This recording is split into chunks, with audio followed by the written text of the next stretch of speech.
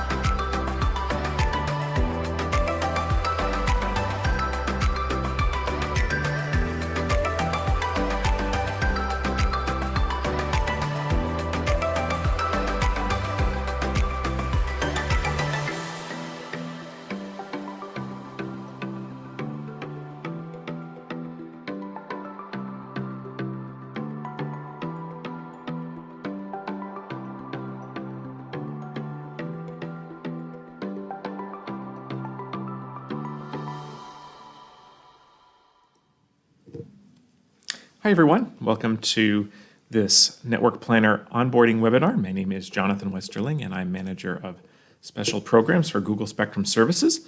This is a tutorial for Google's Network Planner. And on this session, we're going to dive into some new and slightly more advanced features of our tool. I'm going to skip over some of the basic functionalities. So if you're really starting from scratch, you might want to watch the regular Quick Start video that's available in our YouTube channel. I've included that link in the video description as well. So if you're watching this on the replay, you might want to pause this and watch the Quick Start video first, which goes over the basics of setting up a site and how the propagation works and all that stuff. Otherwise, welcome. Thanks for joining me live for this more advanced look at some of the Network Planner features and some of the recent additions to the latest things that we've baked into the Network Planner. A couple of housekeeping items. This video will replay after it's done, so if you're looking for just a repeat of something that I say, you can always come back afterwards and watch it again. You can also rewind as I'm broadcasting and replay something if you want to hear something again. But that said, you can ask questions live if you're joining me live here on the stream. I've got a monitor here. I'm watching the chat. So you can post questions into the chat here on YouTube. If it's your first time using YouTube chat, just it might ask you to create a channel. Just put in something, some name so it knows who you are, and then you'll be able to chat once you click that big red subscribe button, and I'll be able to see those questions as they come in. Please do remember there's a little bit of a delay, like a 1-minute delay between the time that I speak and the time that you actually see the broadcast. So it's not a real-time chat that's happening, but I will try to answer any questions if you have them. Let's take a look at our agenda. looks like this. We're going to begin by taking a look at the some basic overview of the network planner, just so we're all on the same page. The correct project settings, including multiband. We'll take a look at a citywide network. We'll add a couple of sites into it real quickly. And then we're going to dive into those special tools, the HAR and the auto planning reports, plus a new feature called exporting coverage. And another thing that I'm going to show you right off the bat is something that was just added in December, and that is called Webgl. Then I'll show you how to send us feedback if you have any, plus how to access the documentation for the network planner, which is all available at support.google.com. Now, I'm going to switch to the live demo here. So while I do that, I'm going to ask you to indulge me for a moment, because this is the one point in the broadcast where sometimes the streaming software crashes. So if I lose you on the YouTube stream, bear with me and I'll be back in about 2 minutes after I reboot. But let's try to make that switch now and we'll see how it goes. And boom. Now I see that we're streaming and I see the network planner, so I think we're good to go. Great, we made it through that time. So this is the network planner. The URL is there in the live chat on the YouTube chat, so feel free to click and follow along if you would like to during the demo. Should begin with this general welcome screen, and we click View Projects, and that brings up what's called the project library. And the project library is where you have access to all of your own projects, plus those which were shared with you. On the left-hand side, you'll see I have two different organizations here. These are also maybe called companies. If someone from another company were to share a project with you, it would show up here on the left-hand side. So for example, I've got this Spectrum Planner Google company, and they've shared with me this Texas network with a bunch of sites in it. And I can open this up and I can view this because I am a viewer on this project, but I won't be able to do a couple of things. I won't be able to make any changes to it. I won't be able to calculate propagation, and I won't be able to run any reports because I'm just a viewer on this particular project. Over here is the my company, which is NP Demo, and here's my webinar, which I've set up for today's demo, which is called the First Webinar of 2022. Welcome, and by the way, Happy New Year to all of you. And you'll notice that I have the ability to share this project here. And this is how sharing works. I can just click this little button here, create an email, and I can type in an email address and then share that with someone else as either an owner or a viewer. And again, going over a lot of this stuff very quickly because it's covered in more detail in the Quick Start webinar that I mentioned before. But very quickly, this is how sharing is done. The pro tip here, you can only have one owner to a project. So only give someone ownership of a project if you want to delegate that project completely to them. Otherwise, make other people viewers, share it with them, they'll get an email, and it will show up here in their project library. Now I'm going to open up this NP webinar, and we're going to use that as our demo today. This is our Little Rock project. If you've ever joined us for any of these live webinars before, you know we do them in Little Rock, Arkansas. And I'll start by zooming into the airport here, where we're going to build our first site. But before we even build our first site, I want to demo something for you called Webgl. And if you've used the network planner before, you are familiar with the fact that here in the middle we have Google Maps. On the left-hand side we have a list of sites. Far left, some icons that we'll get into later on here in the webinar. Along the top, some other icons that I'm going to show you. All of these icons along the top I do get into in more detail in the Quick Start webinar, so you might want to go and watch that one. And on the right-hand side, this column here shows the detailed information about whatever it is, whatever site or device that we're working on. You'll notice that you can drag and resize these as well, which is a handy feature. You can also make them go away entirely by double-clicking. Now, getting to Webgl. In the middle is Google Maps, and that hasn't changed. That's as we've shown it to you before, but you'll notice some subtle differences if you've used the network planner before. This is a release that happened in December, and this is called Webgl Google Maps. And so we have some additional features here to Google Maps that we couldn't do before in the Network Planner. So let me demo those for you. The first cool thing is we can hold down the Shift key and we can tilt and we can drag and we can move the map all around and tilt it and pan it and do that kind of stuff. And so that's something we couldn't do before. The other thing we have access to now is a Maps layer, and that's in the Overlays tab. So let's click the Overlays tab over here on the far left-hand side. And we'll get to these other overlays in a minute, but we now have a Maps overlay. And in the Maps overlay, you can turn on and off things like the map labels. We can turn on what's called terrain elevation, which is one of my favorite things for site planning because it colorizes the elevations of the map. And by the way, if your default elevations are off, and like you're in a really high place and it's showing all red, just click the Edit button. Click Scale to Map. That's a pro tip there. The Scale to Map button will recolor the window that you're looking at so it's red to blue. I guess red to dark blue. But anyway, great easy way to see the high and low points of your of the area that you're looking at. And the other thing to know about WebGL that's handy is you just double click the compass and it resets everything to a default view with north being at the top of the screen. So I'm going to turn off terrain elevation. We're going to turn our map labels. Oops, our map labels are back on, and our site link icons are on. So that's all good. So that is WebGL. It's a actually surprisingly complex and powerful thing. Oh, we also have 3D buildings. Why don't I show you that real quick? If you zoom way in, you notice I see this. I'll tilt it here. Here's the terminal at the Little Rock Airport. If I turn on 3D buildings, you'll see that it actually gives me the I can see the control tower and the terminal there. So that's now available in areas that have 3D mapping built in. And that's all part of the WebGL, which is now a function of the Network Planner. So I'll reset here, and we'll get on to a couple of other things about multiband in just a second. I see we have Chris Friedrich. Thank you for joining.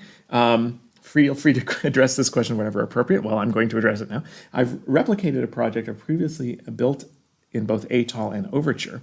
Network Planner's propagation models appear much more conservative more than Atoll and Overture models. Can Network Planner's models be adjusted? Excellent question. We'll get into the models here in just a second. I want to show them as part of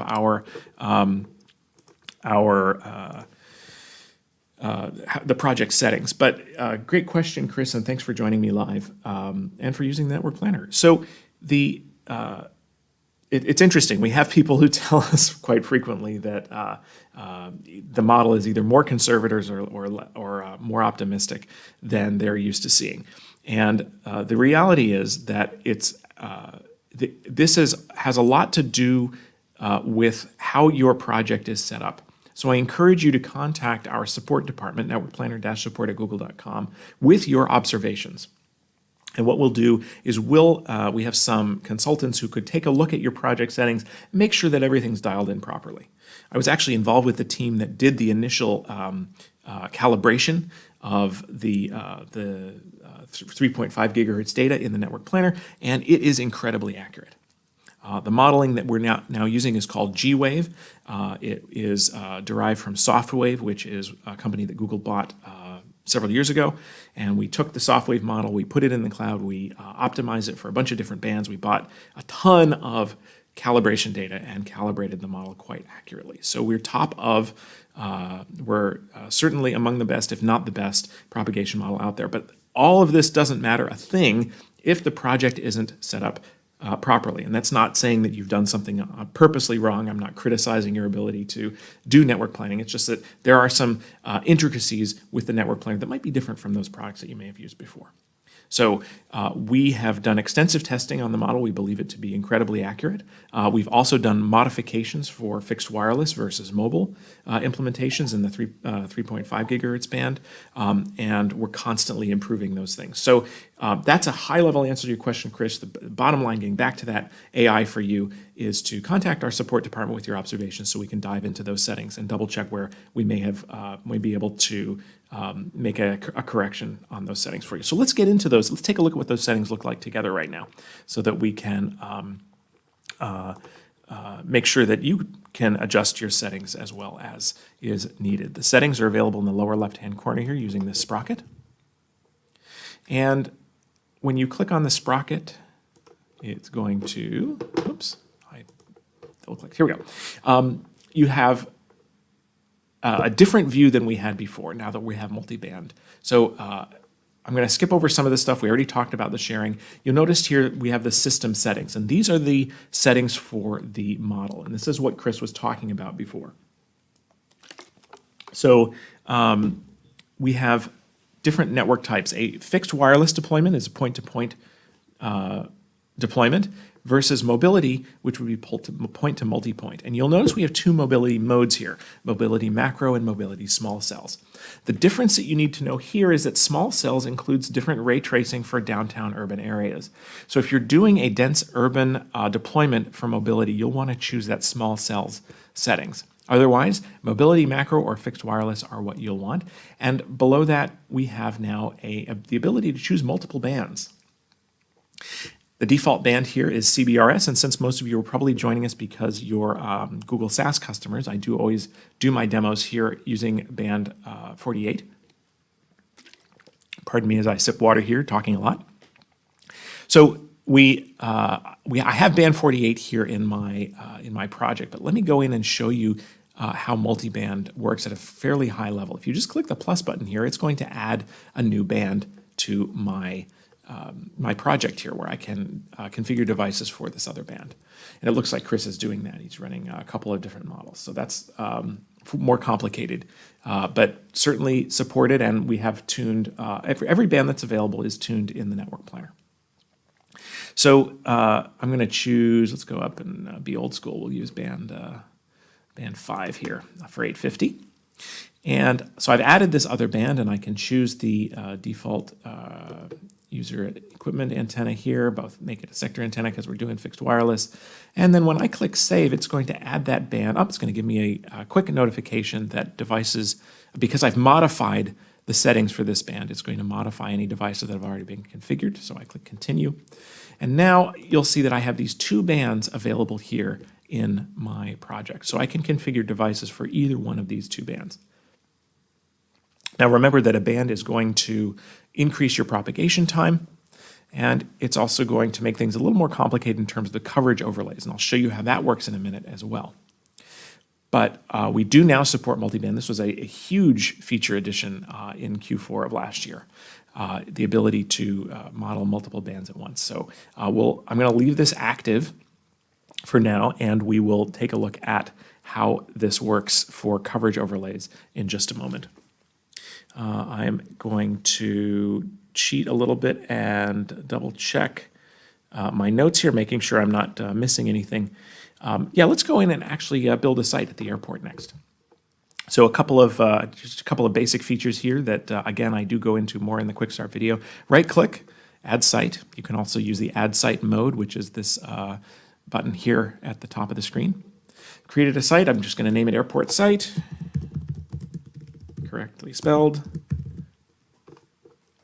And you'll notice I can enable or disable the site. Sites that are disabled are not included in the propagation modeling that is as it's run. I can also create tags. Tags are important for what's called table view, and I'll show you table view in just a moment. You can add tags which will help you sort your sites if you wish. Now, a key thing to remember, if you were just watching this for the first time and you said, I'll watch the quick start later, and if you're not familiar with network planning tools, a site is just an empty tower. There are no antennas there or anything. It is just a latitude and longitude. And that's why if you're using the network planner for the first time and you build a site and you're here and like, where do I put in the transmitter information? Great question. You're not the first person to ask this. It's usually the first question I get asked when I do the quick start webinars. Click the plus button here. And when you click the plus button here, it adds what's called a device.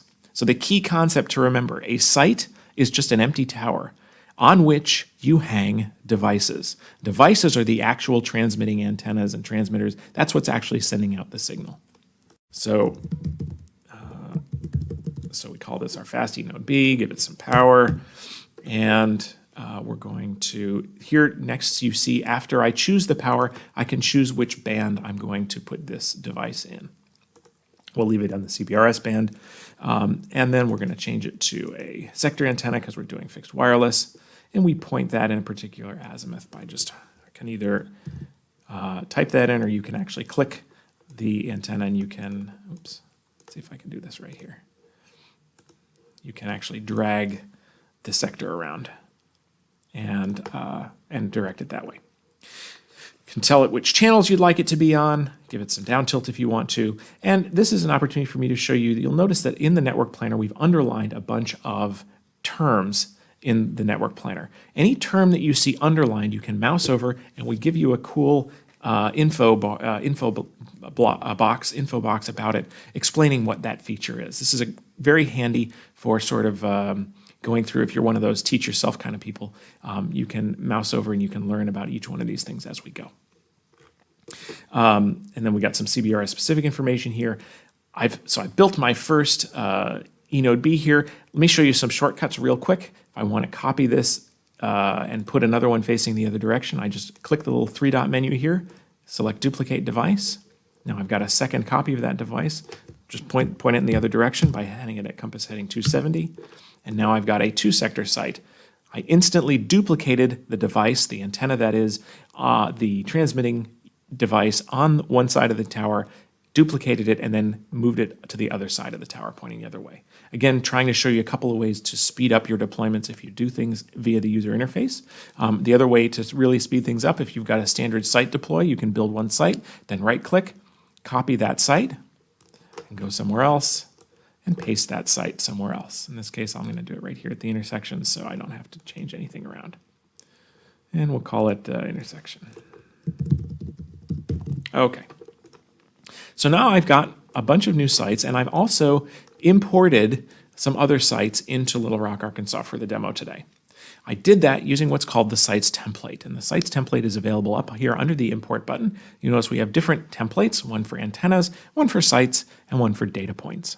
You can download those templates, fill them in, and then re-import them into the tool. You notice there's 3 templates and only 1 import function. That's because you use the same import function for all 3 templates. So whatever it is you want to import, whatever CSV file, KML, data set, just import and import from computer and then import that in. And I imported these sites in. Again, not getting into that too deeply here because we cover that in the Quick Start webinar. But I've brought these sites in and I have them all here on the map and they're ready to go. Now you'll notice that I can, I'm going to give you another pro tip here in terms of running your propagation because you can now run just one coverage layer at a time, which can actually speed things up. If I select the coverage, you'll notice I can choose the coverage from certain bands. Here's a past band that I calculated yesterday, actually, and here's the coverage of this network that I calculated as to the RP coverage. And I'm actually going to switch this around so it looks a little different here. There we go. And I'm looking at this receive power, and let's say I've made the changes to, I've added 2 new sites here to my network, the airport site and then this one over here at the intersection. Now, if I want to run this study, you'll notice because I'm looking at a specific coverage run, I can now rerun that study here. And if I click the little downward arrow, it does give me the option still to run all study layers. But now you can just run one study at a time, which would run the CBRS band received power. And it would just rerun that with these new sites. If I choose this left, the white button here, and I go back to no coverage, then you'll notice it defaults back to running all the study layer levels. But let's run this, let's actually rerun RSRP. So I'm going to rerun RSRP with the 2 new sites. Just click the blue button, and it's off and running. Remember, if you're only viewing a project, you will not be able to compute the coverage. You must be an owner of the project in order to do most of the things that I'm demonstrating here today in the webinar. Okay, so we're running or computing our coverage. While we're doing that, I want to show you a couple of other basic things in the UI. We'll turn off our coverage for right now. And A couple of basic power user things here. If you just click anywhere on the map, you see our line of sight lines. This is a great way to quickly see whether or not you have coverage from a particular area. And I've managed to probably click on a tree here. Let's try this again. I'm clicking here in this park, and I'm seeing that I have line of sight coverage to most of my sites here in this park, except for this one, which is closest, which is kind of interesting. Click on the line of sight line, and it brings up what's called the path. Whoops, I didn't click on the line. I clicked off the line. Let's try that again. Click on the line, and it brings up the path profile. And here we can see why I don't have line of sight from the park here to this particular tower, and that's because I got a big old building in the way here. This is called the path profile view. You can increase the size of the path profile view as well, or drag to zoom in, double click to zoom back out again. And that's the path profile feature of the Network Planner, a really powerful and quick, easy to use thing in addition to those line of sight lines, which give you instant access to whether or not a particular point is able to get coverage from your network. The other way to move this place marker, which is really handy, is you can actually just type in a street address. Oops. Custom trophies, which I know nothing about, but they're my. Oops, I think I've picked custom trophies in a different city. I certainly have. Well, then let me just go on the fly here. We'll choose a point in Little Rock. Let's say MacArthur Park. Someone left the cake out in the rain. And this is Little Rock. There we go. Okay. So when I do that, you can type in latitude, longitude, street addresses. You can type in anything here in the search menu here of the magnifying glass, and then it will move your orange place marker there and show you whether or not that place has service from your network. In this case, this corner of the park does not. But you can use that to very quickly find out, for example, a prospective customer, for example, just put their address in there, and it will quickly show you whether or not, once you've modeled your network, whether or not you have, whether or not that location has line of sight coverage. Now we have a reports tool called the Home Accessibility Report that does just that for multiple sites at one time, and I will show you that later on in the demo here. Time check, we're about halfway through, so I'm going to take a quick break here before I show you the layers, and then we'll get into the reports. Reminder that you can, all these videos are available on our YouTube channel. You can go back and watch them on demand at any time. You can watch this very video afterwards as well. Invite you to do that. Please do click the red subscribe button to subscribe to our channel, and you can be alerted when we post new videos here. And also for the Google SaaS channel, we have a separate channel for Google SaaS product, and we also have webinars that are broadcast on that channel as well. So please do check those out and click subscribe, and invite you to ask questions as we continue here for those of you who are joining us live. Thanks very much. Mike Simmons has a question. Does Google Network Planner have an API so that I can automate line of sight checks with that path profile feature? Great question, Mike. I think an API would be a great idea for the Network Planner. I know that it's more advanced than probably what some of you out there who are watching this are going to implement. You probably like to just use a user interface and click around and use like a traditional network planning tool. This one, of course, being in the cloud is super scalable and super accurate, but maybe you want to build your own API and you're a computer programmer and you want to get more nuts and bolts. So we are looking into offering Network Planner propagation as an API. That's not available right now, but stay tuned to this channel, as we say, and maybe we'll have some updates on that coming up in the near future, in the far future, can't really say. You're not the first person to ask that question. It's something we are looking into and we hope to offer soon. Great question, and thanks for joining us, Mike. So let me get into now, I'll actually turn my picture back off and we'll go back to full screen. Okay, so I wanted to talk about layers, and we had this maps layers before that I showed you at the beginning. But let's also quickly look at these other layers, which there's a couple of power user things I can point out here as well. In the project layer, you can create what are called overlays. So you can, let me zoom out just a bit here. You can draw your own overlays. These are polygons, areas around a site, search rings, for example. And you can just draw them and then create a label for them. We'll call this big box. And then it shows up here on the Project Overlays tab, and you can turn it on and off. And we can use that for various things, so I'm going to leave that there. We can also import KMLs. I'm going to select Import from Computer. Let's go through that process really quickly. Here is a KML called Little Rock Rings that I created in another program.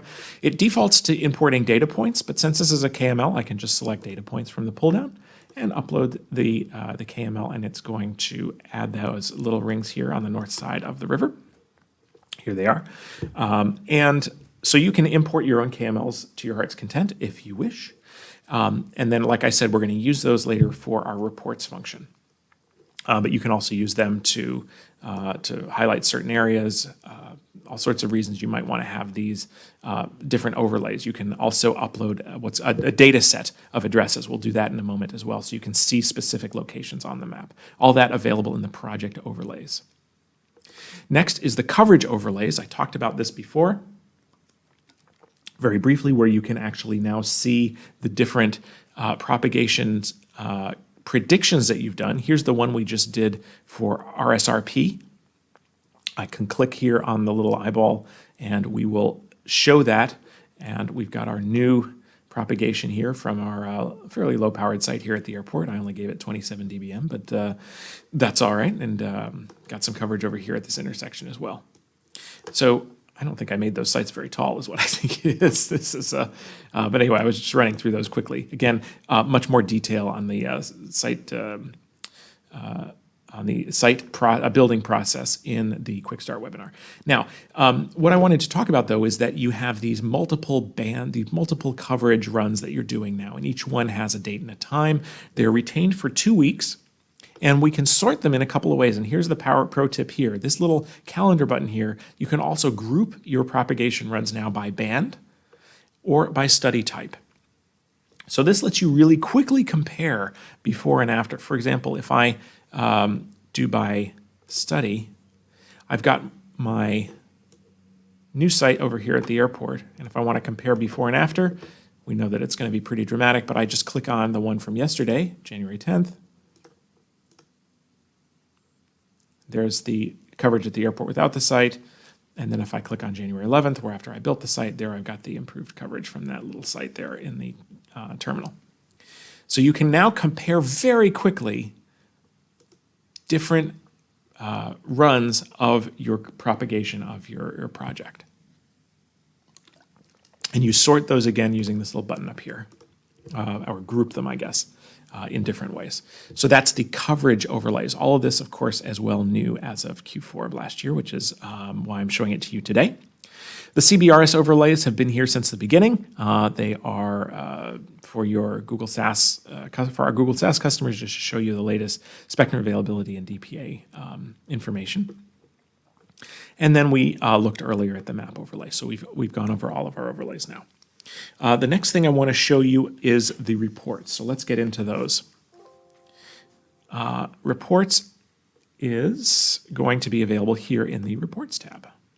I have 3 types of reports. Let's go through them one by one. The first is called Auto Planning. When I click on Auto Planning, it creates an untitled report for me.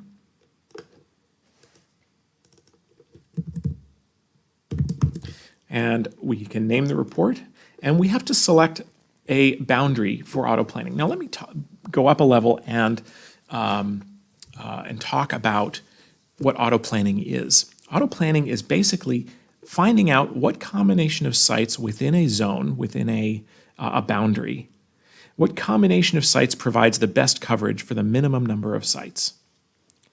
So if I have this boundary here and I have to take a couple of these sites down, I'm going to be able to use auto planning to determine which combination of sites will result in the best coverage.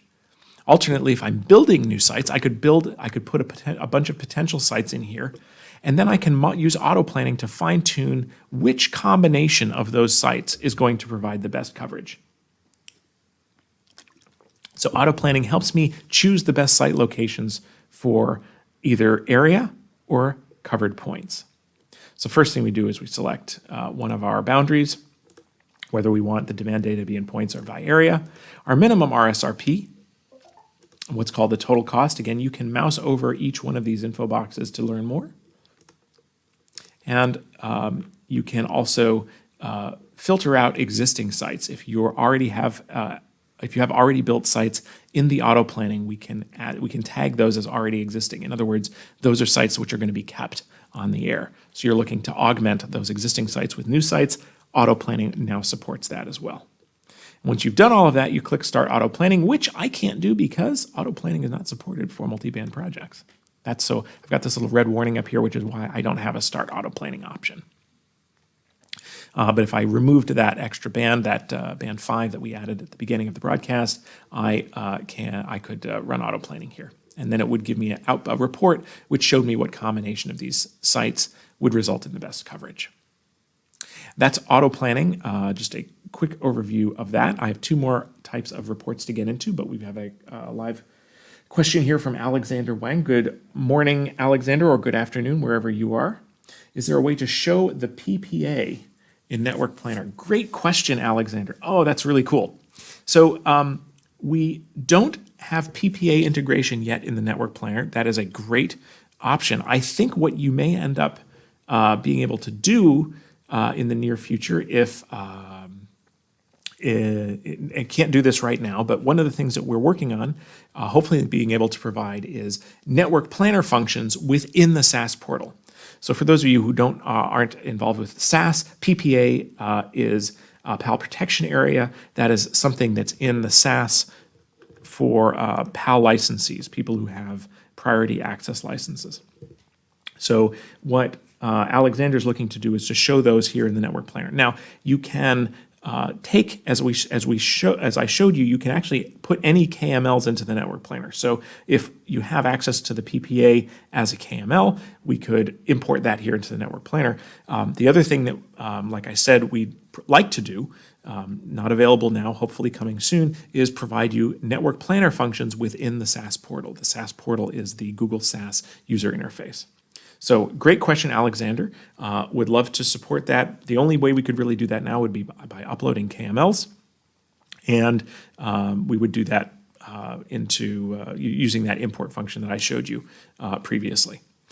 So hopefully that helps give you some optimism in terms of different ways that you'll be able to do that in the future.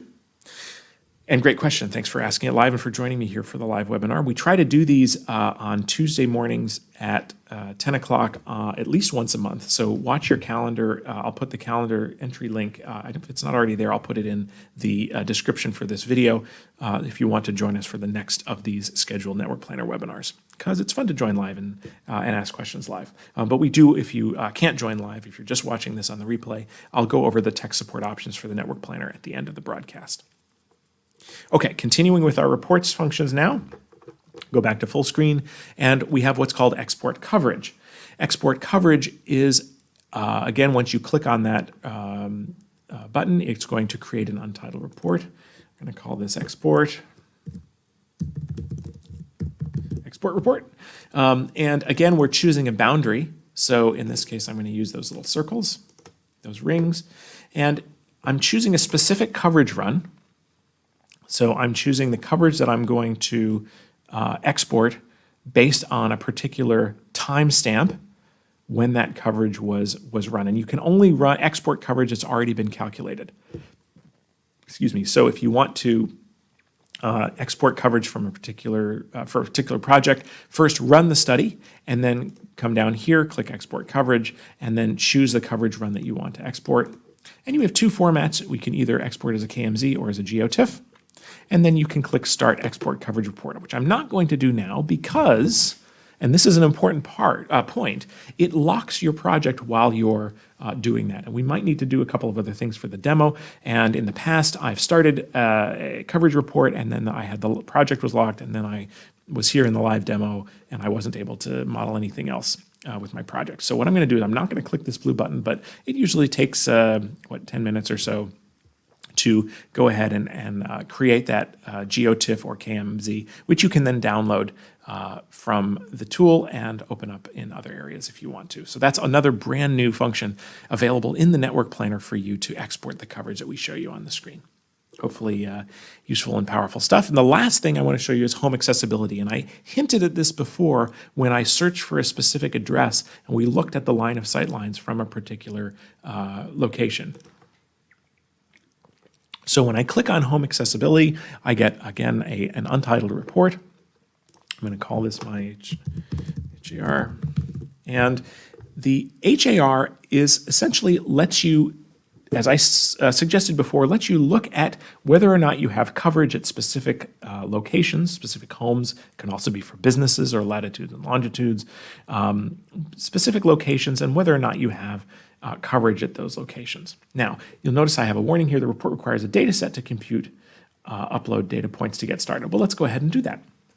I'm going to click Upload Data Set, and I'm going to get the same import box here, and I'm going to choose Little Rock addresses. This is a CSV file with a bunch of addresses here in Metro Little Rock, so I'm going to click Open. And it's going to, again, give me the opportunity to map properties in the Network Planner with labels in the file. In this case, I don't have latitude and longitude, I just have addresses. The Network Planner already sees that and automatically mapped the labeling correctly. So I'm going to just click Continue, and it's going to upload those addresses into my project.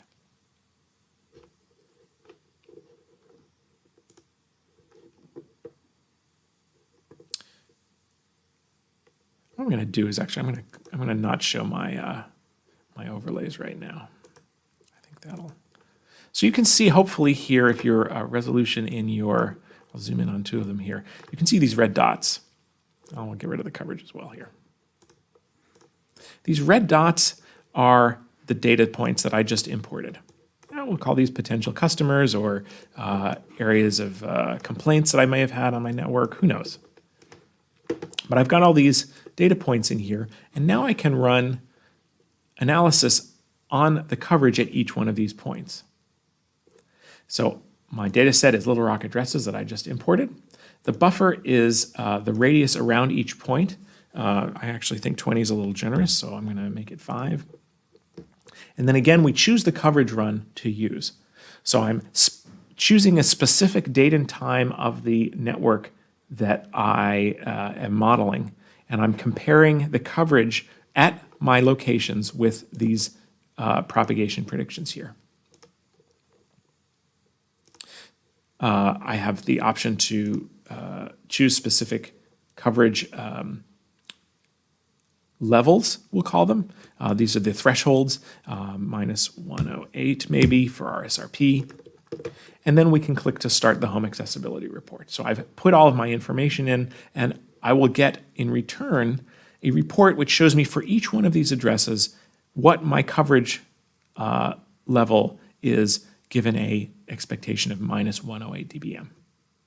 And again, I'm not going to start the report because it's going to lock my project and I might need to do something if you have questions that come up. Pardon me. So those are the 3 different reports that are available in the Network Planner: auto planning, export coverage, and home accessibility. I want to show you a couple of other things about documentation and getting support, and then we'll wrap things up. So this is a great opportunity. If you have any questions about what I've demonstrated today, you can ask those. If you have basic questions, I suppose you can ask those as well. But I do encourage you to check the Quick Start demo, which is available in our channel, which goes into more detail about the basics of the Network Planner. What we've looked at today is more advanced things and the new features, the new things which have just been added in the recent months to the Network Planner user interface. Now, for documentation, we go up here to the little question mark, which is called Open Feedback.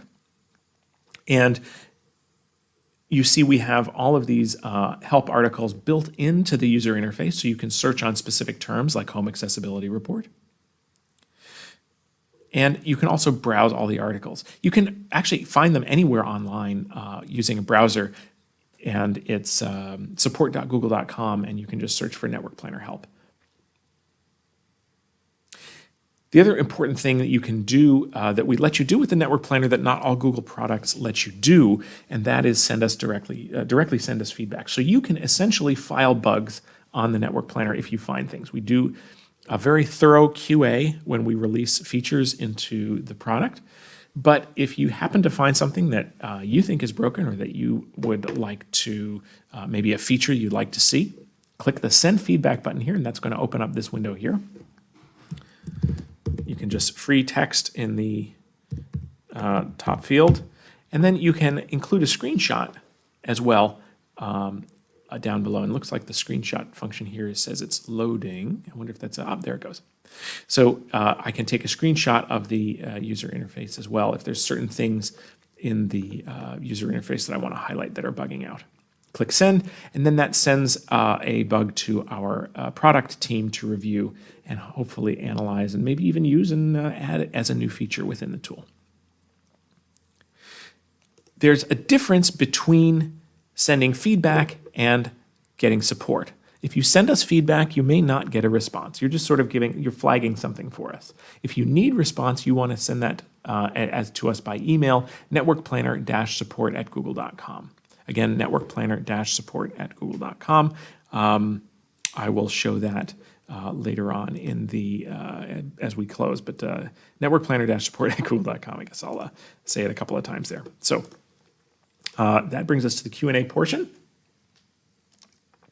We've already had a lot of great questions, and thank you for joining us, Chris, Mike, and Alexander, for asking us those questions live.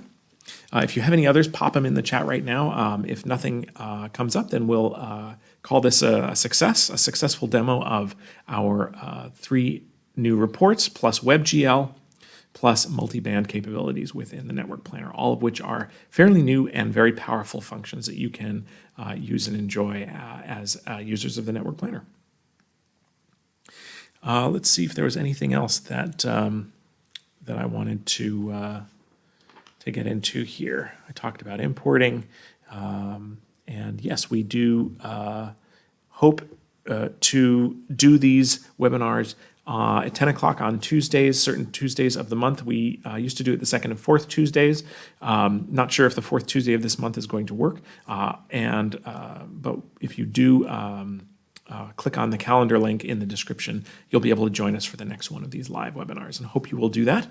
Not seeing any other questions in the live, so we'll wrap this up here, give you a couple of extra minutes back in the hour that we usually take for the webinar. Thank you so much for joining me.